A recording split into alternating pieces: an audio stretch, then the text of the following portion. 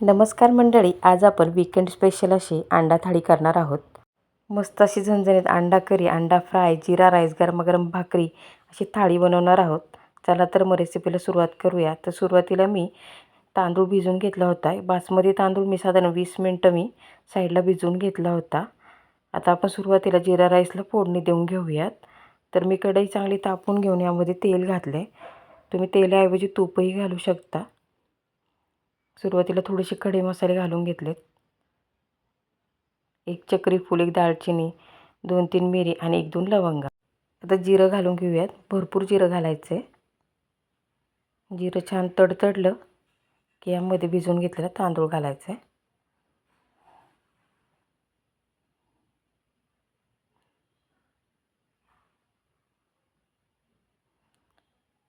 मी इथे बासमती तांदूळ वापरते आहे, कारण बासमती तांदूळ वापरला ना की जीरा राईस असा छान असा सळसळीत मोकळा होतो.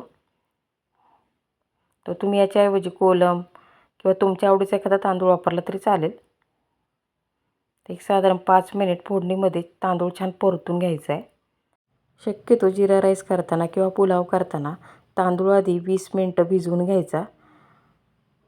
काय होतं, तांदूळ भिजला ना की जास्त भात मोकळा होतो आणि तांदूळ जास्त छान फुलतो. त्यामुळे शक्यतो तांदूळ आधी भिजवून घ्यायचा. तर इथं जीरा राईसला छान अशी फोडणी दिली आपण. इथे मी पाणी आपल्या अंदाजानुसार घालून घ्यायचं. चवीनुसार मीठ. ते एकदा ढवळून घेऊन याच्यावर झाकण ठेवून एक साधारण 10 मिनिटांमध्ये जीरा राईस छान शिजतो. झाकण ठेवून भात छान शिजवून घेऊ. भात शिजतोय तोपर्यंत आपण अंडा करीसाठी लागणाऱ्या वाटणाची तयारी करू.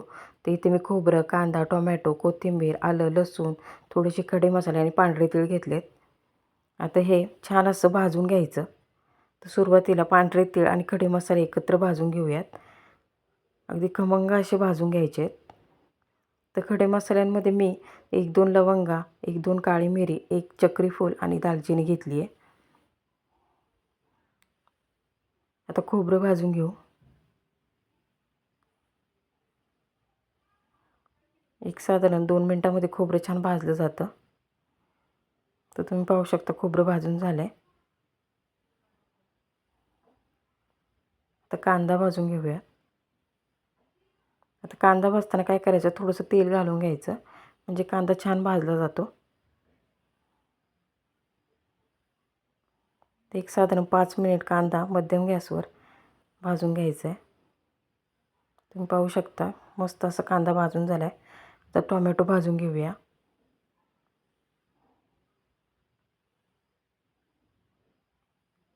एक 5 मिनिटांमध्ये टोमॅटो छान भाजला जातो. टोमॅटो आपण काढून घेऊ. आता काय करू, मसाले थंड व्हायला ठेवूयात. तोपर्यंत आपण भात शिजला आहे का बघूया. एक बरोबर 10 मिनिटांनी मी झाकण काढलं आहे. तर आपला मस्त असा भात शिजून झाला आहे. तर आता यामध्ये वरतून थोडीशी कोथिंबीर घालूयात. आता काय करायचं, एक तर कोथिंबीर मिक्स केली की गॅस बंद करायचा आणि झाकण परत ठेवायचं. झाकण ठेवलं ना भात जास्त चांगला मुरतो आणि जास्त मोकळा होतो. त्यामुळे झाकण ठेवून साईडला ठेवून द्यायचा भात. आता वाटण वाटून घेऊयात. वाटण वाटताना काय करायचं, सुरुवातीला खडे मसाले, पांढरे तीळ आणि खोबरं एकत्र वाटून घ्यायचं, जेणेकरून ते छान वाटलं जातं. आणि नंतर मग बाकीचं कांदा, टोमॅटो, कोथिंबीर, आलं, लसूण एकत्र करून पुन्हा एकदा वाटून घ्यायचं. असं केल्यावर काय होतं, खडे मसाले ओबडधोबड वाटले जात नाही, अगदी बारीक वाटले जातात आणि छान असं बारीक वाटण तयार होतं. त्यामुळे वाटण वाटताना हे नक्की लक्षात ठेवा. आता अंड्याचा रस्सा तयार करून घेऊ. सुरुवातीला तेल चांगलं तापवून घ्यायचं. आता यामध्ये हळद, 1 चमचा घरचा मसाला, 1 चमचा मिरची पावडर, 1 चमचा कांदा मसाला आणि थोडासा चिकन मसाला घालून घ्यायचा. चिकन मसाल्याने एकदम मस्त चव येते, त्यामुळे थोडासा चिकन मसाला घालायचा. आणि आता यामध्ये वाटून घेतलेलं वाटण घालून घेऊयात. तर अगदी बारीक गॅसवर मसाले भाजायचे, जेणेकरून करपणार नाही. आता हे वाटण छान असं या मसाल्यांमध्ये एक साधारण 5 ते 6 मिनिट मध्यम गॅसवर परतून घ्यायचे. चांगलं चांगलं तेल सुटेपर्यंत परतायचं आहे.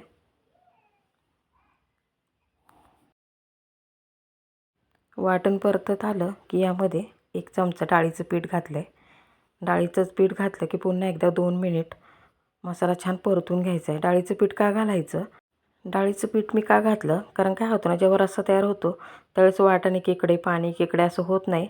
मस्त असा घट्टसर रस्सा तयार होतो. तर सुरुवातीला मी थोडंसं पाणी घालून घेतलं आहे, जेणेकरून मसाल्यामध्ये ज्या काही गाठी वगैरे राहिल्या असतील त्या फुटून जातात. आणि यानंतर मग पाणी गरम करून यामध्ये घालायचं. जेवढा रस्सा हवा आहे तेवढं पाणी घालून घ्यायचं.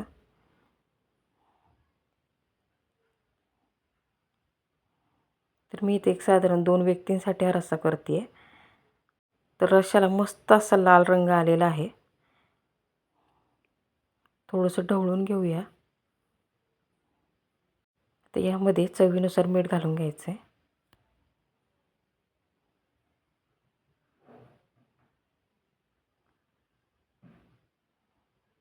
तर मी अंडी एकीकडे उकडून घेतली होती. ती अंडी घालून घ्यायची. एक साधारण 3 अंडी मी यामध्ये घातली आहेत. तर काय करायचं, रश्श्यामध्ये जेव्हा आपण अंडी सोडतो त्यावेळेस अंड्यांना मधोमध चिरा देऊन ते अंडी रश्श्यामध्ये सोडायचे. एक साधारण 6 ते 7 मिनिट रश्श्याला छान उकळी येऊन द्यायची आहे.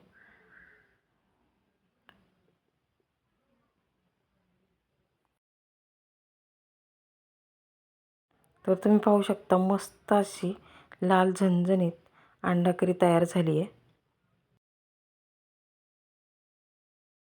आता अंडा फ्राय करून घेऊयात. तवा एकीकडे तापून घेतला आहे. आता यामध्ये तवा तापला की तेल घालायचं. तेल चांगलं तापलं की यामध्ये मसाले घालून घेऊयात. थोडीशी हळद, 1 चमचा लाल तिखट आणि चवीनुसार थोडंसं मीठ घालून घ्यायचं. तर हा मसाला परतताना गॅस अगदी बारीक ठेवायचा आहे, कारण मसाला करपू शकतो. त्यामुळे अगदी बारीक गॅसवर हा मसाला परतून घ्यायचा आहे. आता यामध्ये मी अंडी उभी चिरून घेतली होती, ती अशी पालथी घालून घेऊ. एक साधारण 3 अंडी घेतली होती मी. तशी दाबून छान एक 5 ते 6 मिनिट अंडी उलटी सुलटी करून परतून घ्यायची आहेत. आता यावर थोडीशी कोथिंबीर घालून घेऊयात. कोथिंबीर घातली की पुन्हा एकदा अंडी उलटसुलट करून पुन्हा एकदा छान अशी परतून घ्यायची. तर जवळजवळ आपली अंडी छान अशी फ्राय झालेत. आता गरमागरम भाकरी तयार करून घेऊयात. तर गरम गरम अशा भाकरी तयार झाल्यात. तुम्ही चपातीसुद्धा करू शकता. भाकरीबरोबर सुद्धा अंडा करीचा रस्सा जबरदस्त लागतो. अंडा थाळी सर्व करून घेऊयात. तर या थाळीमध्ये कांदा, टोमॅटो, गरमागरम भाकरी, अंड्याचा झणझणीत रस्सा, मस्त असा रश्श्याला रंग आला आहे, फ्राय करून घेतलेली अंडी आणि जिरा राईस. तर मस्त अशी गरमागरम झणझणीत अंडा थाळी तयार आहे. तर मंडळी, तुम्हाला ही रेसिपी कशी वाटली कमेंट बॉक्समध्ये नक्की सांगा. धन्यवाद.